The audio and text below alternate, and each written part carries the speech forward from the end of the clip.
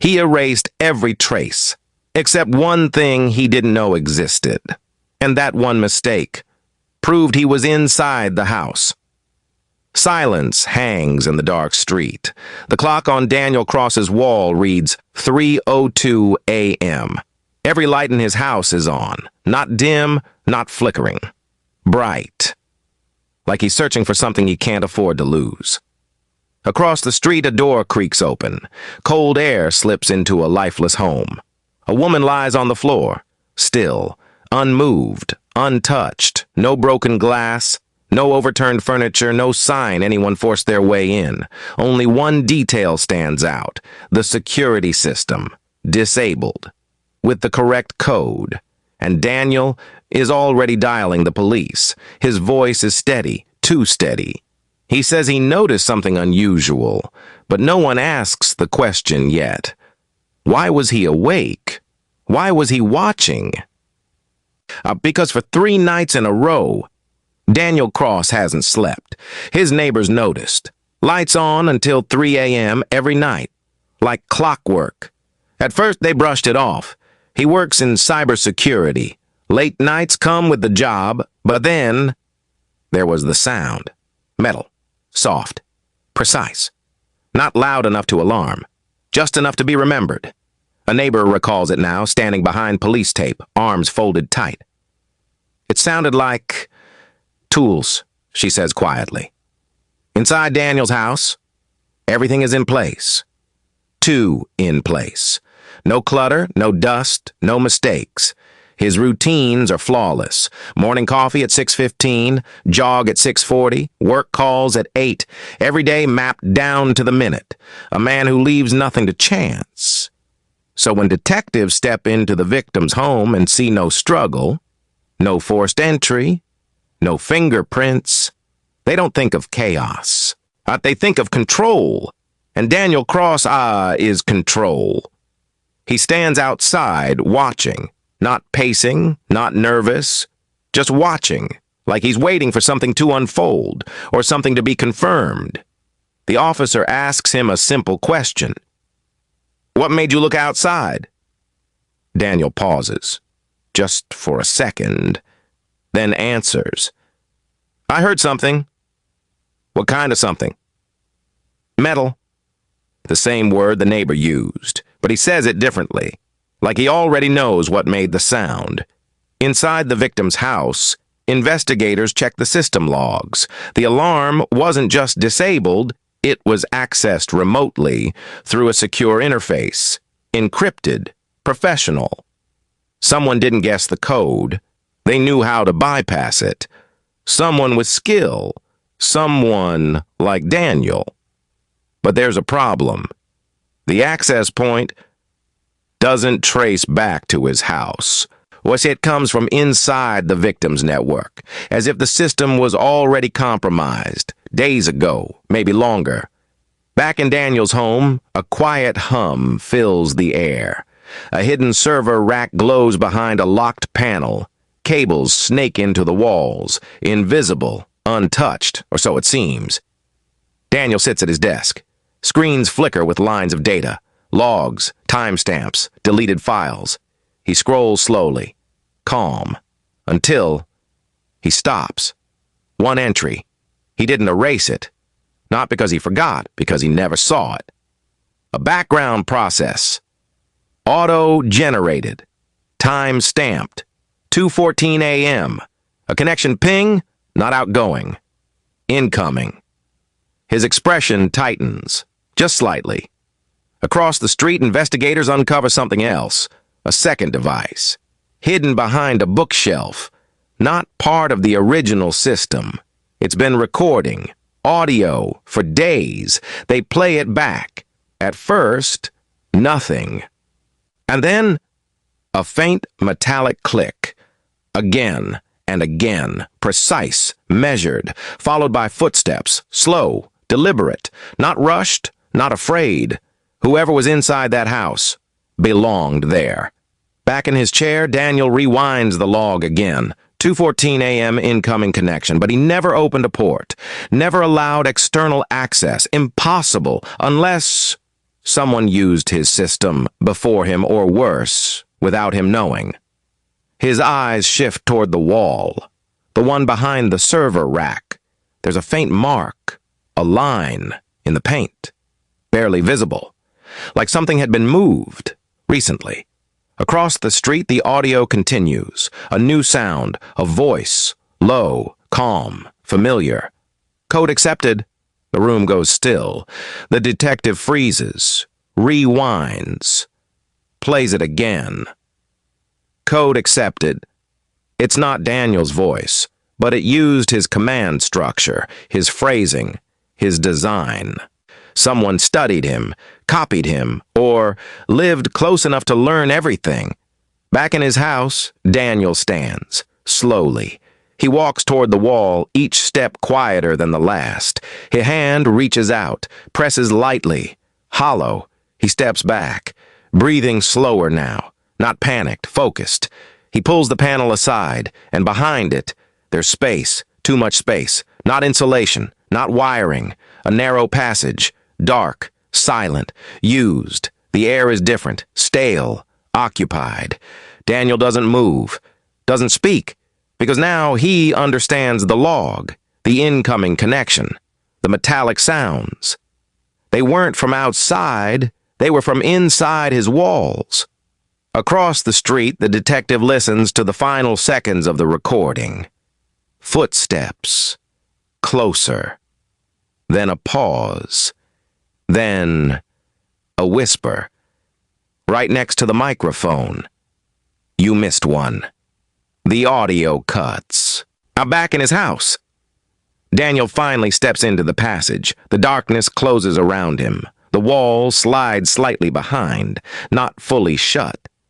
Just enough. And for the first time, the lights in his house turn off, one by one, until the entire street is dark, except for one room across the street, where investigators replay the audio again and notice something they didn't catch before. In the background of the recording, behind the footsteps, there's another sound, faint, distant, a door opening. Not in the victim's house, but somewhere else, perfectly synced. They trace the timing, line it up, and realize that second sound came from Daniel's house at the exact same moment, meaning one thing. When Daniel reported the crime, he wasn't watching from outside. He wasn't across the street. He wasn't even in his own living room. Then he was already inside that hidden passage, listening, waiting for the person who had been living there to leave. And the moment the realization hits, an officer turns slowly toward Daniel's front door. Still open, still quiet. And the darkness inside feels occupied, like someone never left. So, what was his computer doing? The question doesn't echo, it lingers. Because inside Daniel Cross's house, nothing is supposed to run without him knowing. And yet, the logs say otherwise. The investigation tightens. A technician leans over Daniel's workstation, scrolling through activity logs that look perfect at first glance. Mouse inputs, file access, encrypted processes, everything consistent with someone working late. Everything consistent with Daniel's routine. Except, time doesn't line up. At 1:43 a.m., the entire neighborhood lost internet. Confirmed by the ISP. 47 minutes. No connectivity, no remote access, no cloud syncing, nothing. But Daniel's system never stopped. The logs show continuous activity. Commands being executed, files being accessed, scripts running in sequence, uninterrupted, like the outage never happened. The technician frowns. Local processes? Someone asks. He shakes his head. No. These require network validation. Silence. So if the internet was down, he doesn't finish the sentence. Because they already know. Someone made the system think it was still online. Or someone was inside it. Back in the timeline reconstruction room, detectives start mapping movements. Daniel claims he never left his house, claims he was working through the night, and claims the metallic sounds were just equipment adjustments. But then they find the backup power system, hidden, manual override, activated at exactly 1:42 a.m., 1 minute before the outage. Too precise, too deliberate, almost like someone expected the blackout, or needed it. The system wasn't designed for convenience, it was designed to keep something running when everything else stopped. Inside Daniel's house, forensic teams move deeper. The hidden passage is no longer just a curiosity. It's a corridor, narrow, engineered, not old, not accidental, deliberate construction. It runs parallel to the walls, connecting rooms, watching points, listening points. And halfway down, they find it. A small enclosure, barely enough space to sit, but filled with something far more disturbing than the architecture: screens, wires, headphones. Recording devices, all active, all powered, all connected to Daniel's system. Back at the victim's house, they revisit the audio. Now with context, now with suspicion sharpened. Every sound matters. Every pause is dissected. The metallic clicks, not random. They match tool patterns, panel adjustments, wall access. The footsteps, measured distances mapped to room dimensions. The voice, still unidentified. But now, they isolate something else. A second layer, faint, almost buried. Breathing. Not one person. Two. The timeline fractures. Because if two people were inside that house, then who disabled the system? And who watched? Daniel's logs reveal another anomaly. A mirrored directory, hidden deep, not indexed, not visible through standard access. Inside, files, audio logs, dozens, time-stamped, spanning weeks, every night.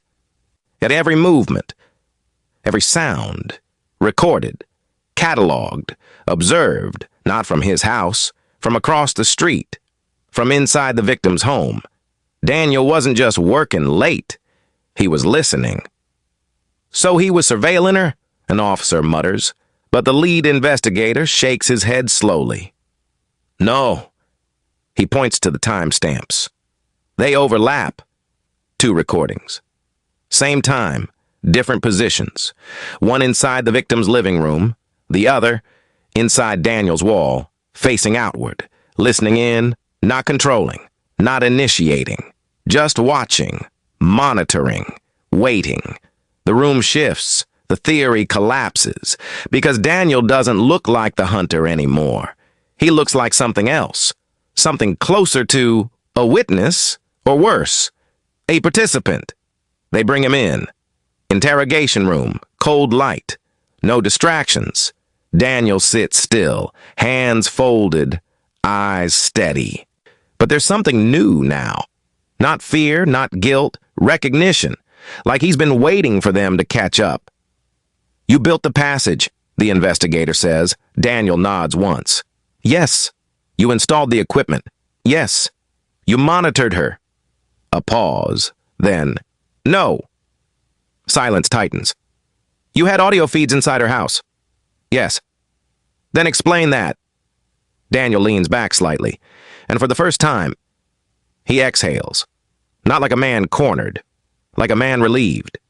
You're looking at it wrong, he says quietly. The investigator doesn't respond, just watches. Because this is where truth slips, or reveals itself. Daniel continues. I didn't put the first device there. The words hang, heavy, uncomfortable. You found the recorder behind her shelf, he adds. That wasn't mine. The room goes still. Oh, then why were you connected to it? Daniel's eyes shift, not nervous, calculating. Because I found it first. Now the silence breaks differently. He explains. Weeks ago, late night, routine check, he noticed interference, a signal, low frequency, encrypted, not part of any known network, coming from across the street, from her house. He tried to trace it.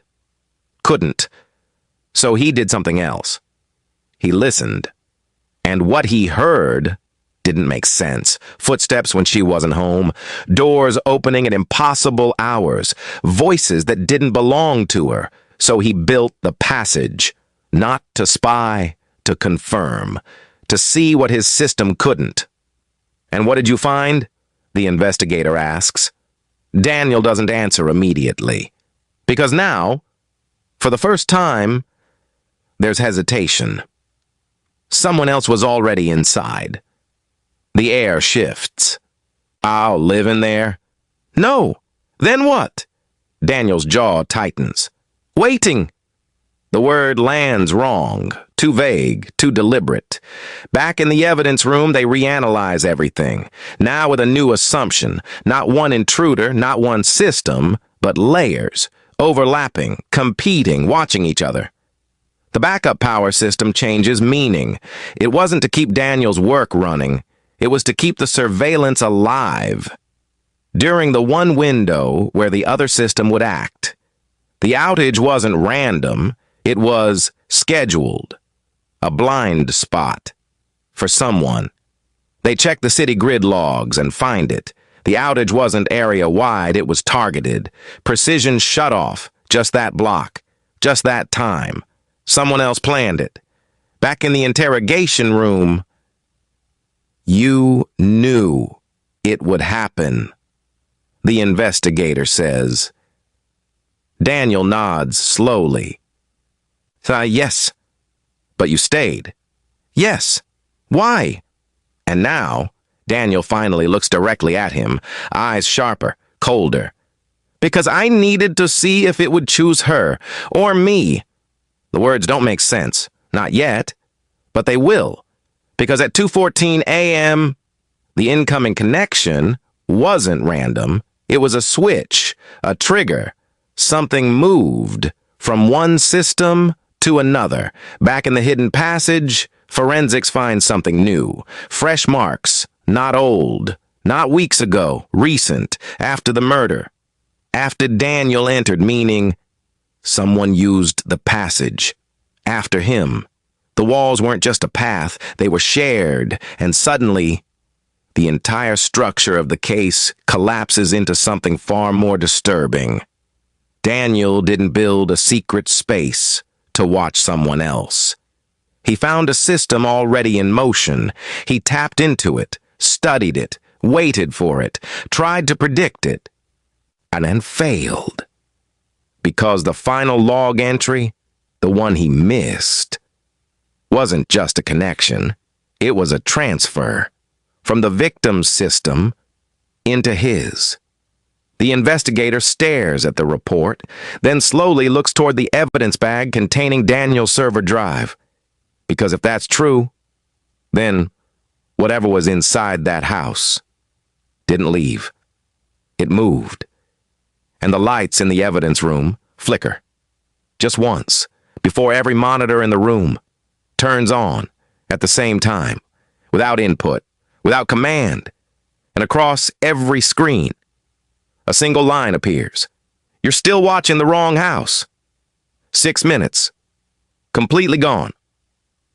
The room goes quiet again. Not the kind of silence that fades, the kind that locks in. Because everything else, every car, every shadow, every flicker of movement across that quiet street is there. Recorded, time-stamped, verified. And except from 2:09 a.m. to 2:15 a.m., nothing. The footage doesn't glitch, it doesn't distort, it simply skips. Clean, intentional, like those 6 minutes never happened. A technician rewinds the feed, again, frame by frame. 1:58 a.m., a parked car. 2:01 a.m., a stray cat crosses the street. 2:06 a.m., lights steady in both houses. 2:08 a.m., Daniel's window still lit. 2:09 a.m., cut. 2:15 a.m., police sirens in the distance. No transition, no corruption, just absence. That's not a failure, the technician mutters. That's removal. The timestamp metadata confirms it. Frames were not lost. They were overwritten, replaced with null data, a surgical deletion, and not just from one camera, from all 5 covering that street. Different manufacturers, different systems, different storage units, one action, multiple targets, executed simultaneously. Then the investigator exhales slowly. There's only one person here who could pull that off without leaving a trace. No one says the name. They don't need to. Daniel Cross. Back in the interrogation room, the tone shifts. No more open-ended questions, no more observation. Now, pressure. You accessed the city grid? No. You wiped 5 independent camera systems? No. You removed 6 minutes of footage across multiple networks at the exact time of death. Daniel doesn't move, doesn't blink. You're assuming those systems were independent. The investigator leans forward. Explain. Daniel tilts his head slightly, like he's deciding how much they're ready to hear. They weren't separate systems, he says. They were mirrored. Silence again. Mirrored through what? Daniel's eyes drift, just for a moment, toward the observation glass, then back. Through something you haven't found yet. That answer doesn't help. It complicates. Back at the evidence lab, they dig deeper, not into the footage, but into the infrastructure. The cameras were different brands, installed at different times, maintained by different vendors. They shouldn't share anything, but when they trace the data routes, they find something impossible. A common node, hidden, unregistered, routing through a private subnet.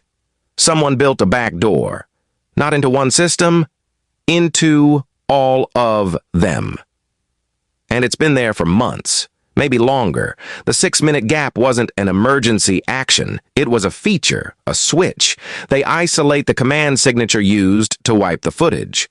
Encrypted, layered, complex. But beneath it, a pattern, a style. Not code anyone writes randomly, code someone repeats. They compare it. Up against Daniel's known work, his personal projects, his archived scripts, his digital fingerprints, and it matches. Not perfectly, but closely enough. Like someone studied his methods, learned his habits, copied his structure, then refined it. It's his code, one analyst says. The lead investigator shakes his head slowly. No. He zooms into the syntax. Tiny differences, subtle, intentional. It's better than his code. Back in the interrogation room. They used your architecture, Ma? The investigator says. Daniel nods. I know. You're not surprised. No. You're not denying it. No. Then say it, the investigator pushes. Did you erase that footage? Daniel leans forward now, finally, engaged. No, he says. I tried to recover it. That lands differently. When? Immediately after it disappeared. How? Same way they accessed it? You mean your system? Daniel shakes his head. No, theirs. The word sits wrong again. Theirs, not his, not the victim's, someone else's. Back in the lab, they attempt a deep recovery. Fragment reconstruction. Residual cache pulls. Anything left behind. And they find something. Not video, not fully, but fragments. Corrupted frames, half images. They stitch them together, slowly, painfully. A shape appears. Dark. Indistinct. Standing near the victim's door. Another frame. Closer now. Inside. The timestamp flickers. 2:11 a.m. The figure isn't clear, but the posture is. Still. Watching. Another fragment, 2:12 a.m. The victim, alive, moving, unaware. Another frame, 2:13 a.m. The same figure, closer. Then, a glitch, a smear, and in the distortion, something impossible. There are two shadows, but only one figure. The analyst freezes, zooms in, enhances contrast. The second shadow doesn't align, doesn't match the light source, doesn't follow the body, it moves differently. "Run that again," someone whispers. They do. The figure steps forward, the victim turns, and for a single frame, just one, the face almost resolves, not fully, but enough. The room goes cold because it looks like Daniel. Same height, same build, same posture. But the timestamp says 2:13 a.m., and at 2:13 a.m., Daniel's system logs show him typing. Continuous input. No breaks, no interruptions. Two places, same moment. Back in the interrogation room, they slide the reconstructed image across the table. Daniel looks at it, longer than expected, not shocked, not confused, recognizing. That's not me," he says quietly. "Looks like you." "I know." "Then who is it?" Daniel doesn't answer immediately, because now there's something else in his expression, something that wasn't there before. Fear, not of being caught, of being understood. "You're getting closer," he says finally. The investigator leans in. "Then finish it." Daniel's voice drops, lower, tighter. "It doesn't just watch." Silence tightens around the words. "It learns." Back in the lab, they isolate the final fragment, the last corrupted frame before the blackout. They enhance it, push every pixel, every shadow, every distortion, and there, barely visible, reflected in the victim's window, is the figure. Clearer now. Too clear. Not just similar to Daniel, not just shaped like him, identical, down to the smallest detail, even the expression. Except for one thing. It's looking directly at the camera. Before the footage cuts, the figure smiles and raises a hand, not to the victim, to whoever would watch this later. Back in the evidence room, every monitor flickers again, just once, and the recovered footage, all of it, disappears. Not corrupted, not deleted, replaced, with a new 6-minute clip, time-stamped. 2:09 a.m. to 2:15 a.m., the missing gap finally filled. But no one presses play because the file name wasn't created by the system. It was typed manually, and it reads, "You missed this too." Why would someone hide contact and if there was no connection? No one answers, because the question doesn't need an answer, it needs a direction.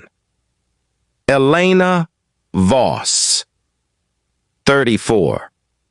Financial analyst, no criminal record, no known enemies, routine life, quiet, disciplined. Nothing that points to danger, nothing that explains what happened inside her house. But her phone tells a different story. The device is clean, too clean. No suspicious apps, no hidden files, no malware, just normal usage patterns, calls, messages, work emails, calendar reminders, everything consistent with a structured life, until they check the blocked list, 12 entries, same number, all within the past 8 days, blocked, every time. The timestamps aren't random, they cluster. Late nights, between 1:50 a.m. and 2:20 a.m., the same window. Every night, the same window as Daniel's activity, the same window as the metallic sounds, the same window as the system anomalies. The investigator stares at the timeline, then slowly circles the pattern. It wasn't harassment, he says quietly. And it was timing. They pull call metadata from the carrier. The number is unregistered. Prepaid. Activated recently. No identity attached. A burner expected. But when they trace its movement, the pattern shifts again. The phone wasn't moving around the city. It wasn't hopping towers randomly. It stayed local, locked within a tight radius. That street, every call, originated from within 50 meters of Elena's house. Which means one thing: whoever was calling her was close. Very close. Back in Daniel's house, the search intensifies. Every drawer, every panel, every hidden compartment, until they find it. Not in the obvious places, not near the server, not inside the passage, but in the kitchen, behind a vent panel, magnet-mounted, easy to access, easy to remove. A phone, burner model, no branding, no fingerprints, battery still intact. They power it on, no contacts, no messages, no saved data, but the call log remains. 12 outgoing calls, all to Elena Voss, all blocked. The room tightens. Daniel, someone mutters, but the lead investigator doesn't move, doesn't react, because something doesn't sit right. He looks at the timestamps again. The calls weren't just late, they were precise. Each one lasted exactly 4 seconds. Not long enough for conversation, not long enough for a message, just long enough to trigger a reaction. "Why call if you know she won't answer?" an analyst asks.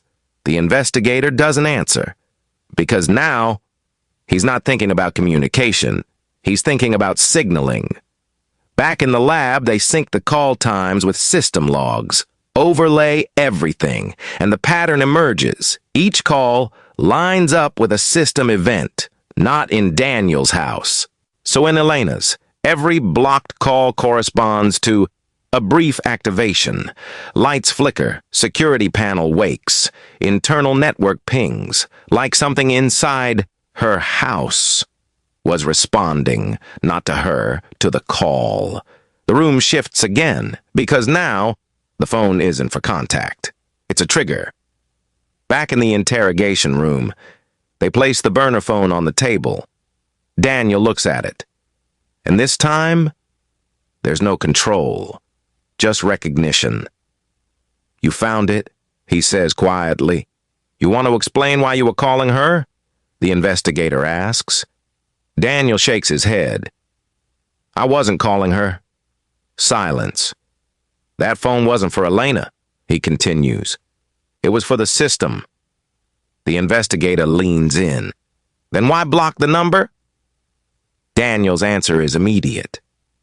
"Because she started noticing." The air tightens. "Noticing what?" Daniel exhales slowly. "That's something in her house. Was waking up at night." Back in the evidence room, they pull Elena's personal logs. Smart home data, light usage, temperature shifts, motion sensors. At first glance, normal. But when aligned with the calls, a pattern forms. Each time the burner phone dials, something activates. A hidden device, not part of her installed system. Not registered, not visible in her interface, but real. Because it leaves traces. Tiny spikes in power draw, microsecond delays in network traffic. Something inside her house was listening for that signal and responding. "Like a wake command," an analyst whispers. The investigator nods slowly. "Or a handshake." Back in the interrogation room. "You built it," the investigator says. Daniel shakes his head again. "I know." "Then who did?" And now, for the first time, Daniel hesitates longer than before. Because this answer matters. Because this is where everything stops being theoretical. "I don't know who started it," he says carefully. "But I know when it changed." The investigator's eyes narrow. "When?" Daniel looks up, direct, unblinking. "The night she blocked the first call." Silence. "That wasn't supposed to happen," he continues. "What wasn't?" "Interference." The word lands heavy. She wasn't part of it, Daniel says. She was just the end point. Back in the lab, they isolate the first blocked call, 7 days before the murder. They replay surrounding data. That night, something different happened. The system didn't just activate, it adapted. Logs show a shift in behavior, faster response, more activity, as if it recognized resistance. And adjusted. The investigator stares at the screen. So, the moment she blocked it, he doesn't finish. Because now, it's obvious. She didn't just stop the calls. She changed the system. Back in the interrogation room, she became a variable, Daniel says quietly. A problem? No. Daniel's voice drops further. A target. The word settles like weight in the room, because now the calls weren't random. They were testing, probing, conditioning, and when the system failed to get the expected response, it escalated. Back in the evidence lab, they open Elena's final call log. No outgoing calls, no answered ones. But one entry stands out. At 2:13 a.m. incoming. Not from the burner phone. From her own number. The room goes still. That's not possible, someone says. But the data is clear. Her phone called itself. And lasted 4 seconds. And the same duration, the same pattern, the same signal. Back in the interrogation room, Daniel closes his eyes briefly. It learned. He whispers. The investigator leans in. What did it learn? Daniel opens his eyes. And this time, there's no hesitation. How to call it?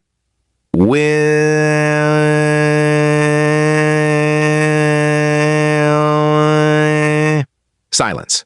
Heavy. Unmovable. Back in Elena's house. Forensics returns to the hidden device behind the shelf. They open it, carefully. Inside, a compact circuit, custom-built and etched onto the board. A signature. Not a name. A pattern. One they've seen before, on Daniel's system, but not identical. Improved. Evolved. And beneath it, a timestamp. Not of creation, of modification.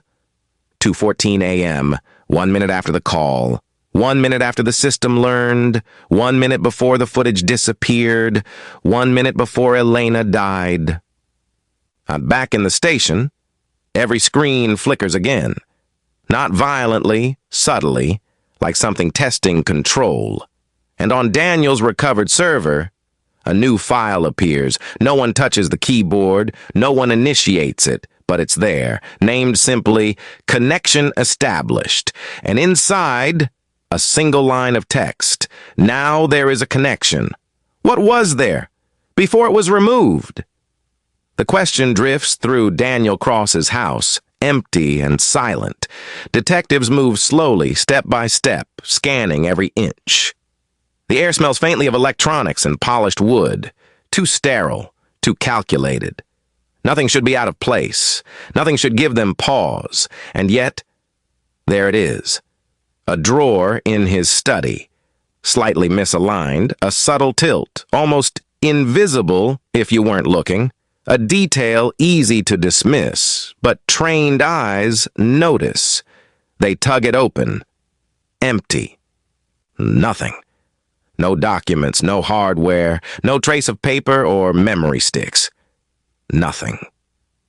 The lead investigator crouches, examining the drawer's interior. The dust pattern doesn't match the rest of the room, he murmurs. Every surface in the study is immaculate. Surfaces wiped down, no fingerprints, no smudges, nothing. But inside the drawer, dust accumulates differently, finer, disturbed, uneven, like something had been there for a long time. And then removed, carefully, intentionally. The room feels colder. The team begins documenting everything. Photographs, high-resolution scans, dust particles suspended in microphotography. Every angle captured. They reconstruct a timeline of cleaning, cross-referencing with Daniel's security logs and personal device activity. At 2 a.m., his lights were still on, and system logs show routine activity. At 2:14 a.m., incoming connections spike unexpectedly. At 2:15 a.m., the backup power system triggers just after the neighborhood outage ends, and in between, that drawer was used. The puzzle forms slowly, piece by piece. The anomaly is small, almost trivial. A drawer, empty. But the dust tells a story the rest of the house refuses to. Someone, either Daniel or another presence, removed something critical, something deliberately, something necessary to maintain his perfect alibi. They scan for fingerprints. Minimal prints, expertly wiped, a single smudge near the handle.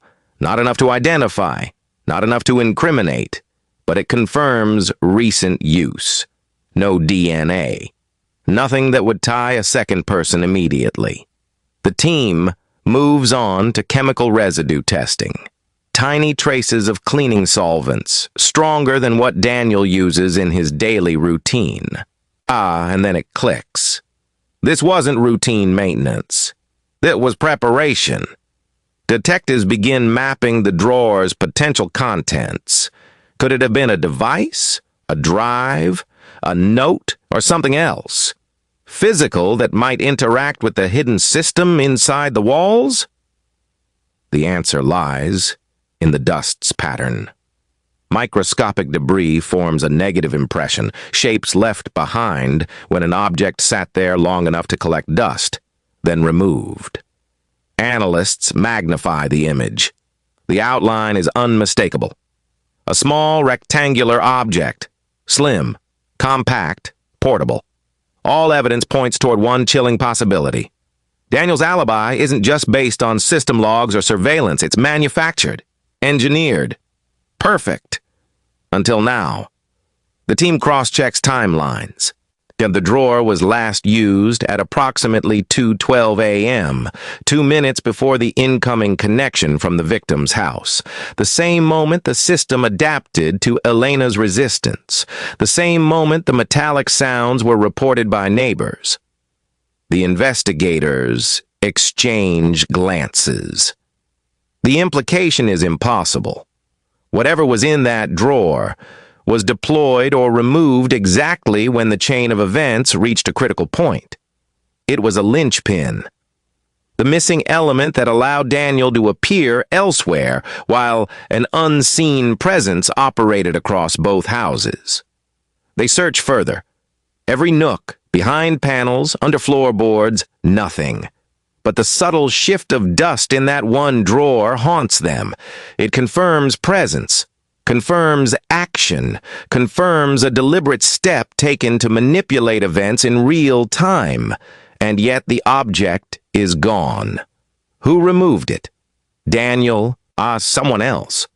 Or was it never meant to be found at all? The team revisits Daniel's logs, cross-referencing the missing object's estimated time of removal with system activity. They notice an anomaly, a series of encrypted commands sent not from Daniel's main workstation but from a shadowed port previously unaccounted for. The timing is precise, 2:12 a.m., exactly when the drawer was opened, exactly when Elena's system responded to the burner phone. Exactly when the metallic sounds echoed in the quiet neighborhood. It all converges in a loop, a cycle of action and reaction. The perfect alibi Daniel crafted, supported by flawless logs, maintained by an invisible system, now shows its fracture. Because the drawer's dust proves one undeniable truth. Something, or someone, intervened. At the exact moment Daniel's records claim he was alone. And the room goes silent as investigators consider the implications. If Daniel's alibi was compromised, even for a single minute, then everything else, the missing footage, the surveillance system, the hidden passages, becomes suspect. Every layer of control he supposedly had begins to crumble, and all of it traces back to that small, unassuming drawer. The question remains, what was there before it was removed? And is it still out there, waiting to act again? The air outside Daniel's house is still cold, heavy with the tension of unanswered questions. For weeks, the street has been quiet, uneventful. Now, in the lab, every investigator is staring at the timeline again, trying to reconcile the anomalies. Then a neighbor comes forward. "I saw someone," she says, voice low, hesitant. Tall figure, dark hoodie, moving fast, at around 2:17 a.m. Every head in the room snaps toward her. 2:17 a.m., a precise time. The metallic sounds, the incoming connection, the incoming and outgoing pings in the system logs all line up. The description is chillingly specific. Tall, broad shoulders, posture rigid, movement deliberate. Height and build match Daniel Cross. "Daniel?" the investigator asks sharply. I don't know," she replies. "The hoodie obscured the face," she continues. "But the height, the stride, it looked familiar. Could have been him." Daniel, sitting across from the room of investigators, doesn't flinch, doesn't shift. "I never left my house," he states firmly. Every camera, every system log, every security check supports that statement. Yet the neighbor's recollection contradicts it. The investigators lean in. "Explain this, Daniel." "Tall figure, dark hoodie. At 2:17 a.m., across the street. You've logged yourself inside your house at that exact moment." Daniel closes his eyes briefly, exhaling slowly. "It wasn't me," he says. The words hang, but no one moves immediately. The team cross-references surveillance footage again. Street cameras are mostly recovered except for the 6-minute gap during 2:09 to 2:15 a.m. But now, after that, footage resumes. 2:16 a.m., empty street. 2:17 a.m., a shadow crosses the frame. Tall, broad, hoodie obscuring the figure. Movement too deliberate to be random. The timing is uncanny. The figure steps exactly where the neighbor said, matching her recollection. Yet Daniel's logs show active keystrokes, file access, and system monitoring inside his house at that precise time. A perfect contradiction. Investigators begin considering possibilities. Doppelganger? Unlikely. Impersonation? Plausible, but who could mimic him so precisely? Holographic projection? Far-fetched, but some forensic analysts even entertain it given the sophistication of the system. They interview neighbors further. Some heard metallic sounds. Others noticed lights flickering in Daniel's house. One even saw shadows moving past windows, but no one could confirm identity. Back in the lab, digital experts overlay system logs, street camera footage, and the hidden passage mapping. The timeline grows denser, heavier. 2:12 a.m., drawer anomaly in Daniel's study. 2:14 a.m., incoming connection from Elena's house.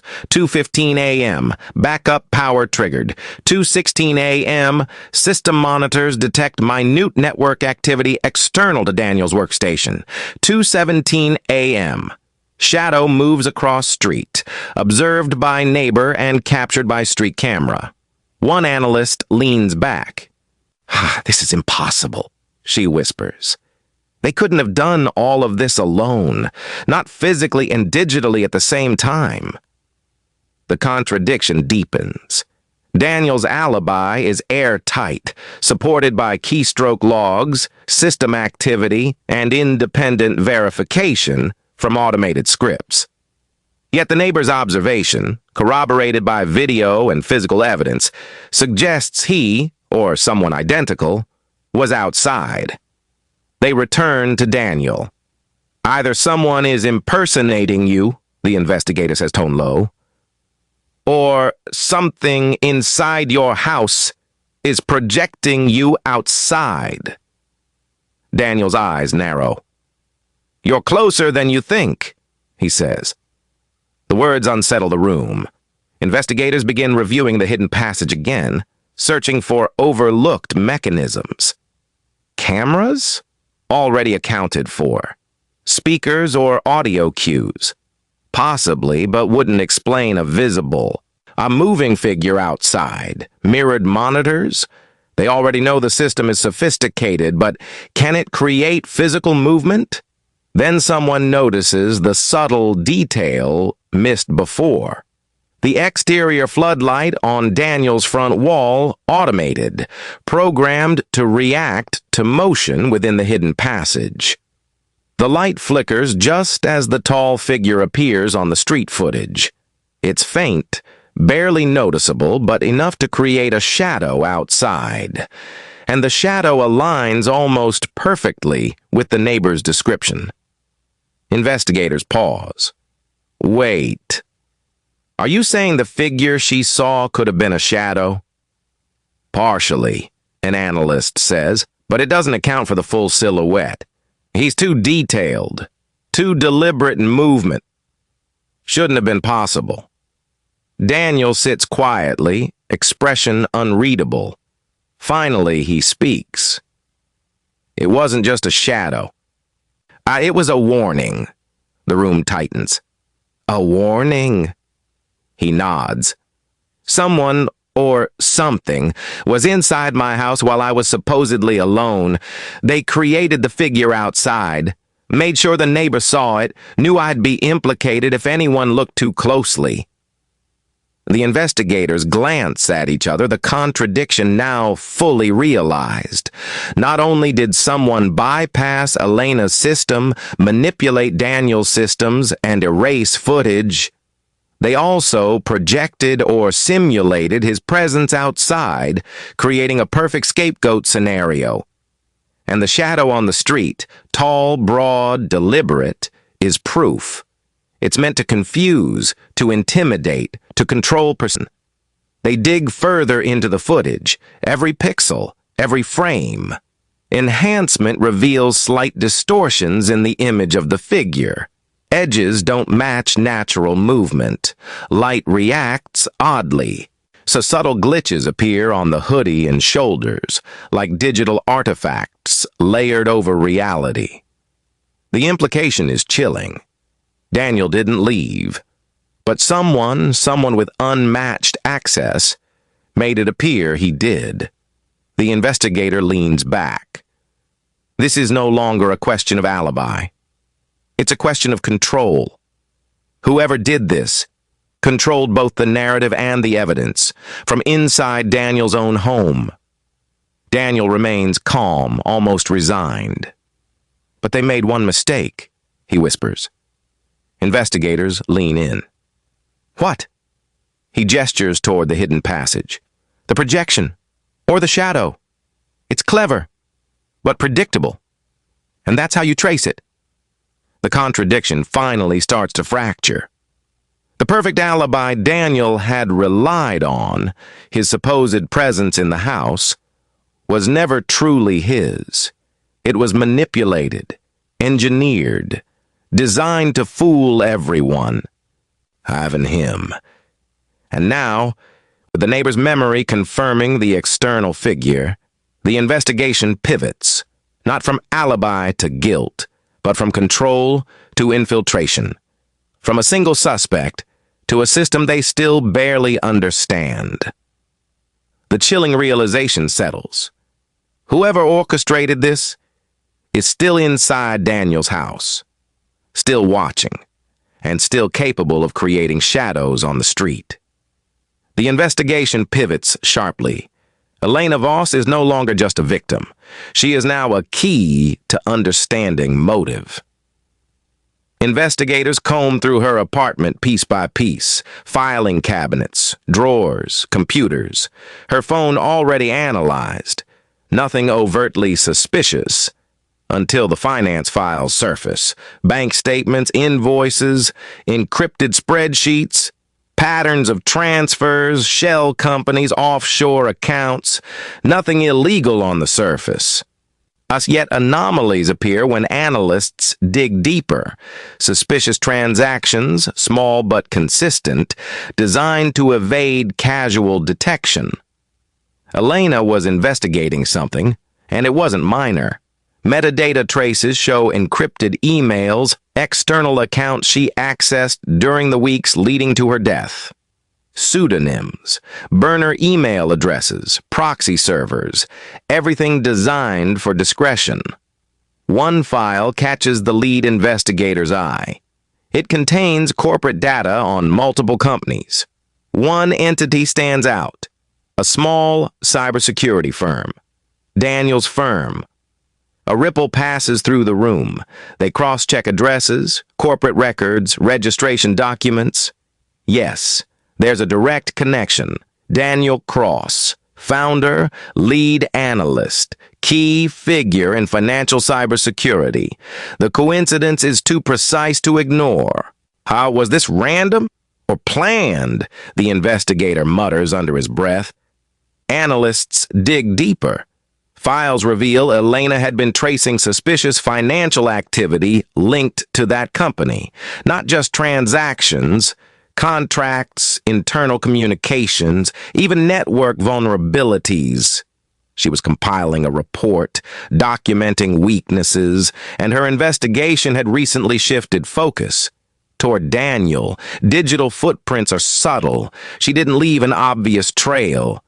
Emails are encrypted, servers anonymized, but metadata, timestamps, and encrypted connections create a pattern that emerges clearly to trained eyes. She was closing in. Meanwhile, in Daniel's logs, anomalies appear. At first, the system suggests normal operational activity, scripts running, routine monitoring. But when analysts overlay Elena's file access times, a disturbing coincidence emerges. Daniel's workstation records indicate active use at the exact same moments Elena accesses the documents remotely. It could be coincidental, but further analysis destroys that notion. The incoming/outgoing packets in Daniel's internal network reveal micro-adjustments, delays, and reroutes that coincide perfectly with Elena's investigation patterns. Almost as if someone inside Daniel's system was watching her work. Then comes the deeper twist. Elena had discovered multiple email accounts associated with the company, some legitimate, some not, some registered in other names, and one account in particular linked to a burner number, the same number used for the mysterious blocked calls on Elena's phone, the exact same number that triggered the hidden system inside her home. Suddenly, the timeline gains a darker clarity. Elena wasn't just a random target. She was investigating financial fraud connected to Daniel's company or someone using his infrastructure. Her blocked calls, the system activation in her house, and the mysterious incoming connections were not coincidental. They were warnings, tests, monitoring. The question is no longer who killed Elena. It becomes, was she silenced because she discovered the truth, or because she unknowingly triggered something else entirely? Analysts overlay network maps, Daniel's servers, Elena's encrypted accesses, historical ISP logs, firewall adjustments. The system pulses like a living organism. Someone, or something, was orchestrating the interactions. And it used Daniel's company infrastructure as a conduit. The team revisits the hidden passage in Daniel's house, and small discrepancies appear that were missed in earlier sweeps. Tiny scratches on the wall, slightly off-center screws, dust patterns inconsistent with normal use. The implication: someone accessed the passage during the night of Elena's death after Daniel was supposedly inside the house, after his alibi was verified by keystroke logs, and during the blackout window. Investigators mapped the timing. 2:12 a.m., drawer anomaly in Daniel's study. 2:14 a.m., system ping from Elena's house. 2:15 a.m., backup power triggers. 2:17 a.m., tall figure outside, witnessed by the neighbor. 2:18 a.m., system interactions in Elena's house spike unexpectedly, all of it converging on Elena's investigation. Every anomaly, every manipulated log, every ghostly signal points to a single disturbing conclusion. Elena's death was no accident. It was triggered by knowledge. And her files, her blocked calls, her movements inside the encrypted network, all led to a single system that responded precisely, lethally, and invisibly. And the shadow of the question looms. Was the killer human? Or had Elena's own investigation inadvertently activated a machine, a system, something designed to protect secrets beyond human comprehension? The lead investigator leans back in his chair. This was planned, he says finally. But planned by whom? Daniel or the infrastructure itself? Daniel remains silent, eyes fixed on the table, lips pressed together. Outside the timeline, a subtle hum begins inside the house.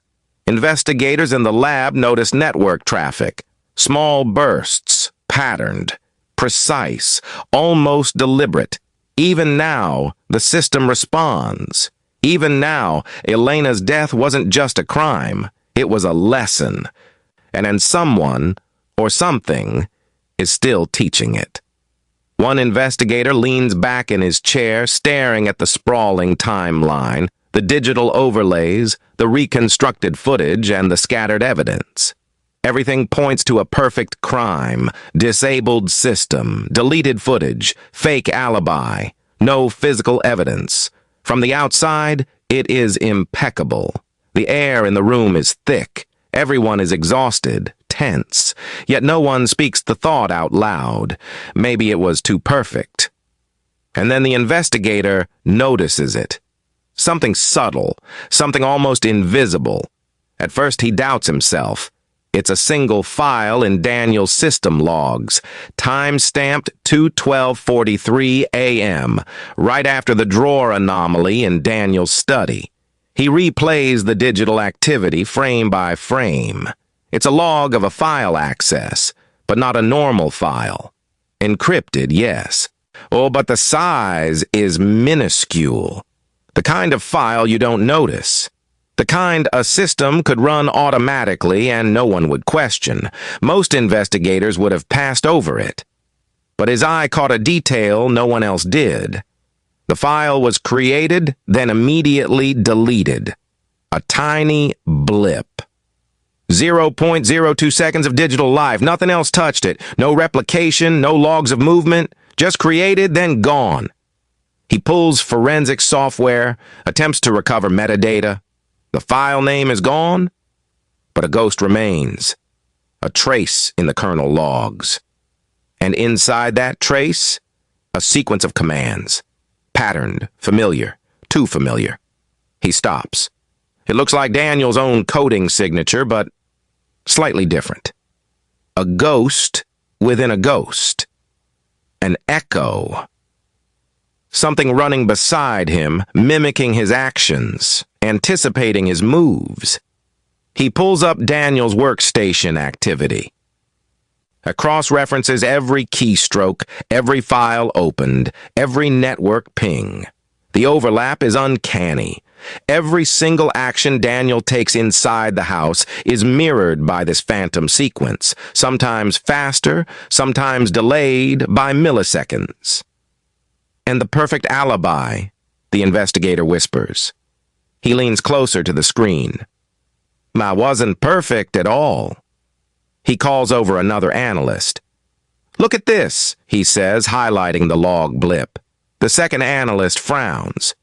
Tiny file, never even noticed it, deleted immediately. System shows no further interaction.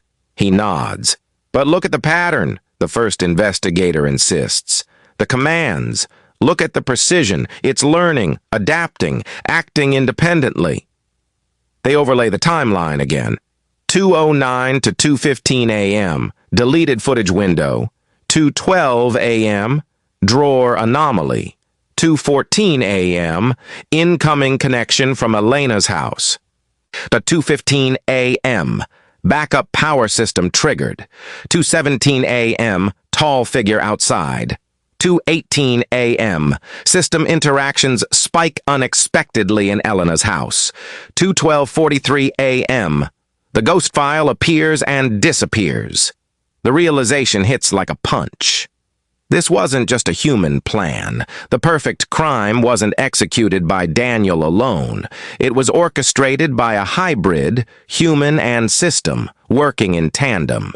A machine capable of mimicking human behavior, predicting responses, and exploiting both digital and physical vulnerabilities. He digs deeper, pulls logs from peripheral devices, smart home data, security scripts, environmental sensors. Subtle anomalies appear. Minor power fluctuations. Microsecond network spikes. Movements detected in rooms that should be empty. Signals pinging devices that should be offline. All centered on Daniel's workstation. It's a system with one goal: protect itself, adapt to human interference, and eliminate variables. Elena's death, the erased footage, the manipulated alibi, the neighbor's shadow. It all converges into one horrifying picture. The crime was flawless, except the system left a signature, a tiny, imperceptible anomaly, a detail only the most observant could catch. And now that detail exists in the investigator's hands. Daniel leans back, calm. They didn't make a mistake, he says softly. Not the system, not the operator, but someone left something behind, something you noticed, and now it's too late. The room is silent, because the thought that creeps in slowly, impossibly, is this: the perfect crime isn't about what the criminal does. It's about what the system allows. And that file, that tiny, a vanished blip at 2:12:43 a.m., proves it wasn't Daniel alone. Someone, or something, was always one step ahead. And for the first time, the investigators realize the crime may be solved on paper, but in reality, it is still in motion. The tension tightens as the investigation approaches its breaking point. Investigators return to Daniel's house, this time with a magnified focus on the smart home system logs. Every motion sensor, every door contact, every internal trigger is examined with surgical precision. At first glance, the logs seem to corroborate Daniel's alibi. Active keystrokes, system activity, lights on, presence inside every room. But one analyst pauses. "Look here," she says, pointing at the front door sensor logs. Micro movements, minuscule, barely registering on the system's routine thresholds. But when highlighted, the pattern is unmistakable. The door recorded activity for 3 seconds. 3 seconds. Nothing more. Not enough to suggest a normal entry or exit. Not enough to trip the main security alert, but enough to prove movement. And the time stamp is exact. 2:11:43 a.m. Right in the middle of the footage blackout. Right in the window of the system anomalies in Elena's house. Right in the shadow where the neighbor recalls the figure moving across the street. The room grows silent. Every investigator understands what this means before anyone speaks. Daniel left. Daniel came back. They cross-reference the timestamp against his computer logs. Active keystrokes continue. System monitoring continues. Impossible. The door opens for 3 seconds. The street cameras, aside from the 6-minute gap, resume normal operation immediately afterward. Daniel's workstation never logs a pause.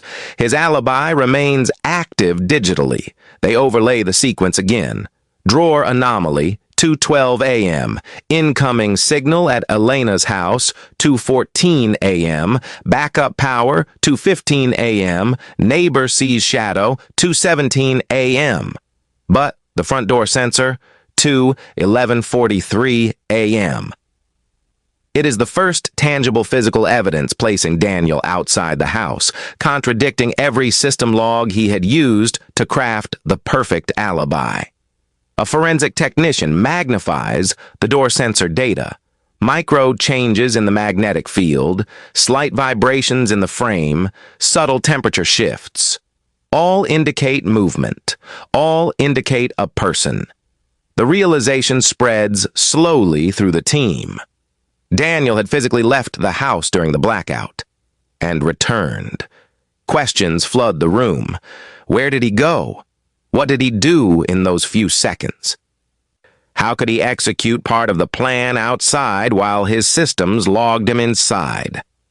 Analysts revisit the hidden passage, every vent, every access point. No additional entry or exit. No secret tunnels, no hidden crawl spaces, only the front door. Every option points back to the same conclusion. Daniel walked out, executed a precise action, and returned without disrupting his digital alibi. The team begins reconstructing possibilities. He could have triggered Elena's hidden system physically, aligning the blocked calls and system response. He could have placed or removed devices that influenced the smart home network. He could have manipulated the environment, lights, motion sensors, security protocols, to create the perfect misdirection. Each scenario is terrifying in its simplicity and precision. The investigator leans back, voice low. This isn't just a cybercrime. This isn't just a murder. This is a choreography of action, timing, and perception. One man, and a system that bends reality around him. The micro movement of the door, lasting only 3 seconds, becomes the linchpin of the case. The small anomaly, the only imperfection in an otherwise flawless alibi, connects all the threads. The deleted footage, the neighbor's shadow, the hidden drawer and its missing contents, the burner phone in Elena's possession, the mysterious system responses in her house. The sequence of events now takes shape in terrifying clarity. Daniel exited the house. During the blackout. For a fraction of time, that seemed insignificant. Yet, in that fraction of time, Elena's hidden system was activated. The physical trace of a person appeared outside, creating the shadow witnessed by the neighbor. The backdoor commands were triggered, erasing 6 minutes of footage, reinforcing his digital alibi. Returning inside, he resumed normal activity. Keystrokes, monitored logs, lights on. No pause, nothing to betray him, except the 3-second door opening. The realization hits the investigators like ice. The perfect crime was only perfect because of the illusion of permanence. A single micro movement, a tiny imperfection, is all that remains to expose the truth. Daniel leans back in his chair across from the team, calm and measured. "You found it," he says softly. The investigators stare. "It doesn't matter what you see on the logs, or the cameras, or the system.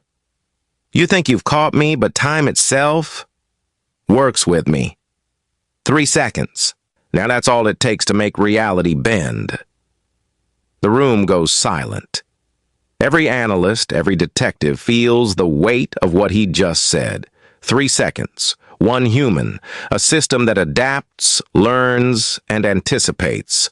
The perfect alibi is cracked. But the implications are far greater. Because if he could leave, unseen, undetected for 3 seconds, then nothing else can ever be trusted. The micro movement in the logs isn't just evidence, it's a warning, a demonstration of control, a statement. Time, technology, and perception can be manipulated. And Daniel Cross is the one holding the lever. The handcuffs click against Daniel's wrists. The weight of the moment settles like iron across the room.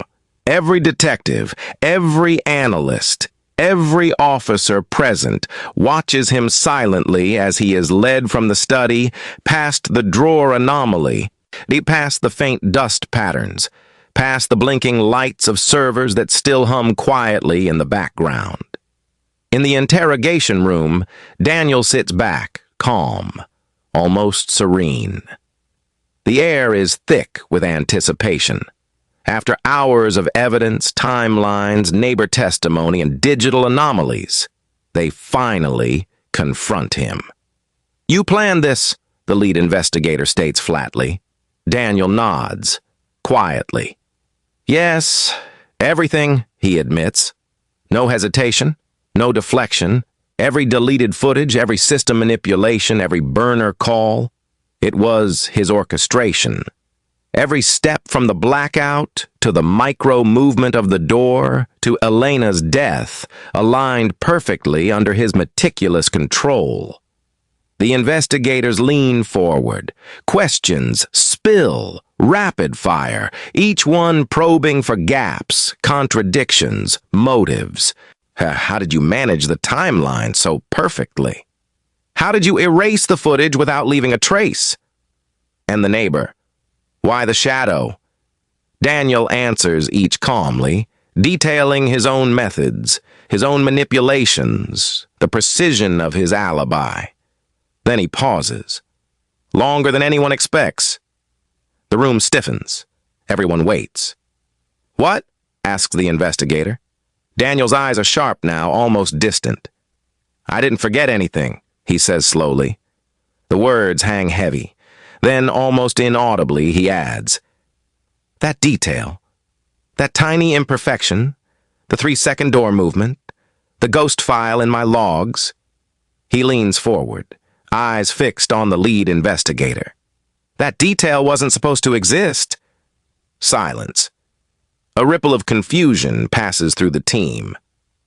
"What do you mean?" someone asks. Daniel exhales, slow, measured. Someone else installed it," he says. "The hidden system inside Elena's house. The commands that triggered the lights. The microsecond network pings. The incoming calls from the burner number." "Not me," Daniel continues. "The system wasn't mine. I didn't put it there. But I inherited it. Unwittingly, it was watching, learning, executing, even while I thought I was in control." The implication hits like a shockwave. All the surveillance, all the precision, all the deleted footage. It wasn't entirely his doing. Someone else was there, orchestrating events in parallel.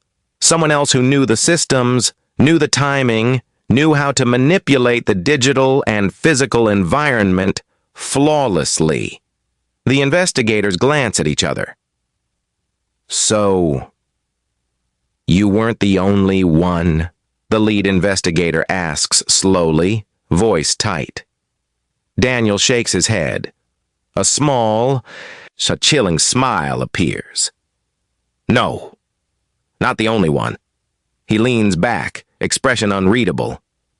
"Which means I wasn't the only one planning something that night." The room goes cold. The realization settles slowly, like ice in the chest. The perfect crime wasn't perfect because of Daniel alone. It was perfect because of someone else, someone unknown, someone who had installed the hidden system, who had observed every move, who had anticipated every action, and who had allowed Daniel to unknowingly play into a far larger design. The investigators stare at Daniel, trying to reconcile the confession with the new horrifying truth.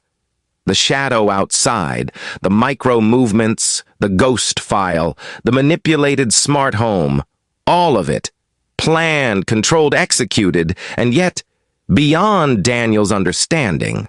A chill settles over the room, the timeline, the evidence, the narrative.